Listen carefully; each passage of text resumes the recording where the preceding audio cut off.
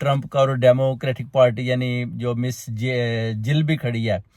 تو اس حساب سے اگر آپ دیکھتے ہیں جی کہ وہ جی ٹرمپ صاحب جیت جائیں گے تو وہ پھر خان صاحب کے لیے شاید آواز بلند کریں گے. تو میں سوچتا ہوں کہ قوم کو، عوام کو،